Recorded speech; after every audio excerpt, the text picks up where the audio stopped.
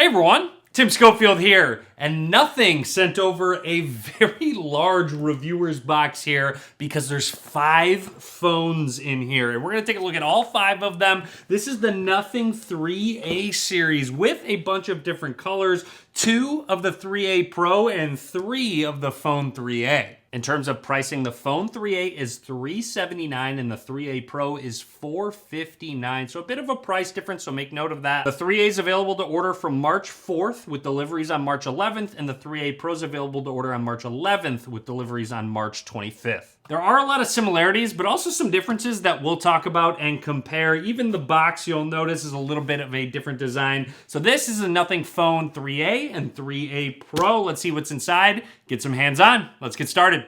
Here is a closer look. Up at the top says power in perspective, but there are the 5 different phones. I'm really excited to check out this blue color. For the 3A Pro, we've got gray and black as color options. And for the 3A, white, black, and blue. The front shows the difference in the camera modules. The box is a little bit taller with the Pro model. I believe that just makes a little bit more space for that camera module. All right, I'm leaving you in suspense too long. Let's open up our 3A. Nothing always does a really good job with their packaging. It's a fun unboxing experience. And here we go. To begin, welcome to Nothing. Isn't this exciting? Setting our phone to the side for just a second. Inside the box, you've got your standard booklet, USB Type-C to Type-C cable. You also get the signature SIM ejection tool from Nothing. Very unique. And let's quickly take a look at that color. I'm actually pretty excited to see what this blue looks like. Oh, wow.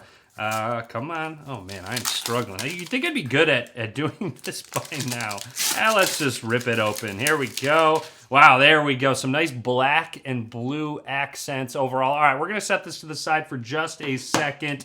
Open up our Pro. I'm going to assume everything in the box is the exact same, but we will find out. Yeah, so booklet, again, exact same. I'm really not gonna dive into it. I didn't point this out, but it does say Nothing on that USB Type-C cable. Let's see if I can make up for the last one, and I did. There we go, much more clean. There it is, our gray 3A Pro side by side. Like I said, the camera module has a difference in size because that is where the main differences in the 2 phones lie. Let's open up the other ones real quick. I've opened them all up. Drop a comment, let me know which color you like the most. I'm sure you can guess which one I like the most. I do really like the design of them. It's just so unique. Nothing does a good job at standing out.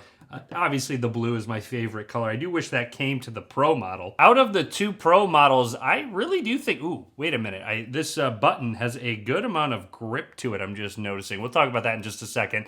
But anyways, I do like the gray, I think, overall. Quick close-up of all the colors of the 3A model. White, black, and blue again. Close look at both of them. You've got a SIM card slot microphone, USB Type-C port, and one of our speakers. Very matte rails overall. And then along the side here, a close look at that special button. Again, this has more grip than this power button above it does. We'll talk about what this button does in just a second. But make note, camera bump, obviously big difference. The Pro model having a better camera module overall. Up towards the top, you've got a microphone. And along the left side is where those volume rockers are found. But overall, the body is the exact same size. A little bit of a weight difference, a little bit heavier with the Pro model. But let's take a quick close look at the back with some Nothing branding right there. And moving along, this is our glyph interface, so this will light up. You can fully customize that. Let's talk about the difference in the specs of the camera. So on the regular 3A, you get a 50 megapixel lens using the Samsung GN9 sensor. However, on the Pro, you get the Samsung GNJ sensor, which allows for a 2x sensor crop. You also get a better telephoto lens on the Pro model with a periscope Sony sensor with a 3 times optical zoom, 6 times sensor crop, all the way up to 60 times ultra zoom. And on the regular 3A, a 50 megapixel Samsung sensor with 2 times optical zoom and 4 times sensor crop, all the way up to 30 times ultra zoom. The ultra wide camera is the exact same, only 8 megapixels with a Sony sensor. By the way, the Pro has dual pixel autofocus, so expect autofocus to be better on the Pro model. Let's boot these up for the first time, and I'll talk about anything that's noteworthy. Right away, would like to point out the Pro model offers eSIM support. The 3A does not. There is an in-display fingerprint scanner on both, and it seems like they are in the exact same spot. Haptic feedback-wise, it feels just about the exact same in terms of the vibration motor. I'd also like to point out if the light hits it a certain way, maybe you can see it, but there is a screen protector pre-installed, which is nice to have. I would recommend keeping that on.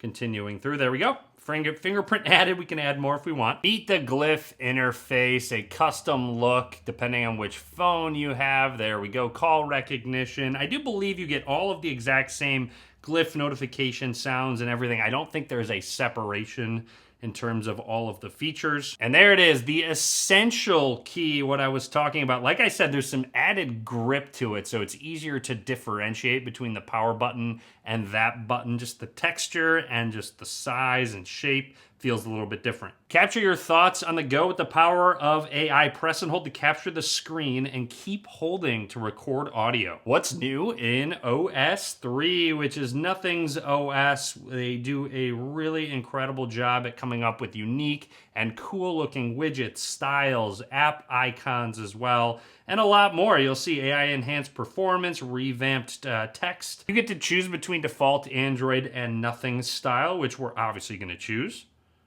There we go. I just really like the subtle animations. Everything is looking really smooth.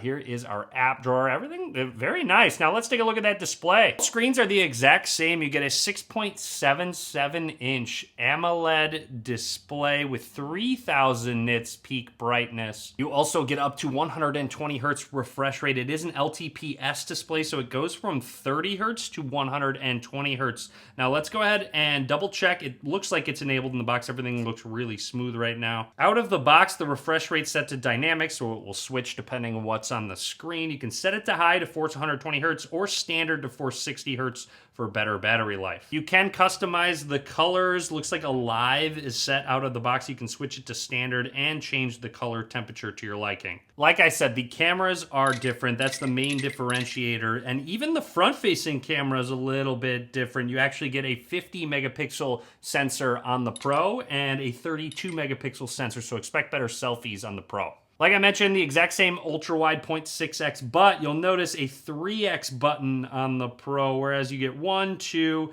and 4x. Like I said, 4x is that sensor crop, and then 6x is the sensor crop, so you can zoom in further, and 3x is that optical zoom. So again, just expect better zoom and main sensor shots on the Pro's camera. For video mode, looks like 4K 30 is the highest you can go. You can shoot 1080, 60 frames per second, and just a few other modes, including an expert mode, which I always like to use. In portrait mode, you can actually change between the different sort of blur that's in the background and change your f-stop on the fly. You'll also see this icon. The Glyph can use a fill light. So you'll notice this turns on as a flash to give you an even more immersive shot. I love that this is a feature. Do not get a macro mode on the regular 3A, so that is different as well. Looks like you can go up to 6x. It looks like it uses that periscope lens for the macro shots. Let's try that essential button that's on the side, pressing and holding, and it will record audio, and you can still use the phone. So you can take a note, you could point things out,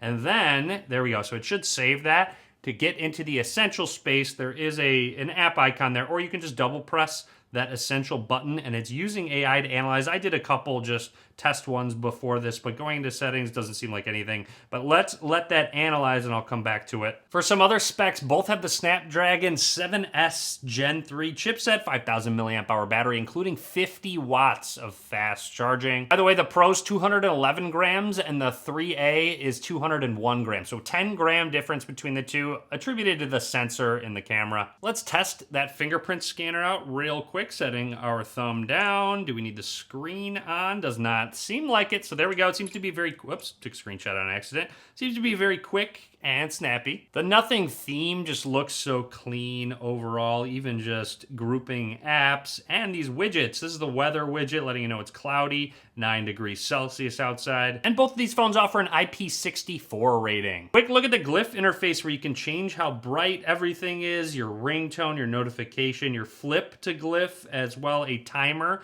which is a visual countdown when you do set a timer. Now, if you wanted a quick example, here is our ringtone with our default setting.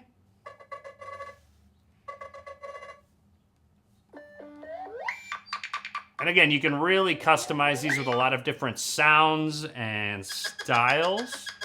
There you go. And you can do the exact same with our 3A. So this is available on the Pro and the 3A. Anyways, that is everything from me for now on the Nothing 3A series with the 3A Pro and the 3A. Those were all the differences that I found. Drop a comment. Let me know what you think. Let me know which one you're picking up, if it's worth the extra money to pick up the Pro model. Again, very similar phones, but definitely expect some better pictures to be taken on the Pro model. Drop a comment. Let me know what you think. Be sure to subscribe. A lot more content coming soon. And as always, thanks for watching.